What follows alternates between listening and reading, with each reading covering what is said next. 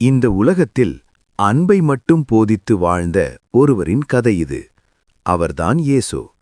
பெத்லஹேமில் ஒரு சிறிய மாட்டுத் தொழுவத்தில் இயேசு பிறந்தார். ராஜாவாக பிறக்க வேண்டியவர், ஆனால் ஏழையாக பிறந்தார். அவர் வளர்ந்தபோது மக்களுக்கு அன்பை கற்றுக் கொடுத்தார். நோயாளிகளை குணமாக்கினார், குருடர்களுக்கு பார்வை கொடுத்தார், நடக்க முடியாதவர்களை நடக்க வைத்தார். ஆனால் அவர் செய்த மிகப்பெரிய அற்புதம் மக்களின் இதயத்தை மாற்றியது.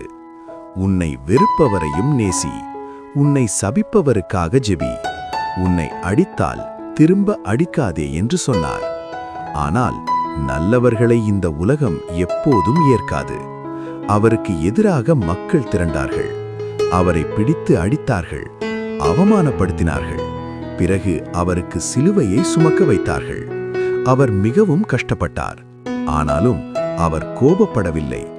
சிலுவையில் அறையப்பட்டபோது கூட அவர் சொன்னது, அப்பா, இவர்களை மன்னித்துவிடு. இவர்கள் என்ன செய்கிறார்கள் என்று இவர்களுக்கு தெரியாது. இறக்கும் நேரத்திலும் அவர் மன்னித்தார். அதனால்தான் இன்று வரை இயேசு உயிரோடு இருக்கிறார், மக்களின் இதயங்களில். இயேசு நமக்கு கற்றுக் கொடுத்தது பழி வாங்குவதல்ல, மன்னிப்பது; வெறுப்பதல்ல, அன்பு செய்வது. நீயும் அன்பாக வாழ்ந்தால் உன் உள்ள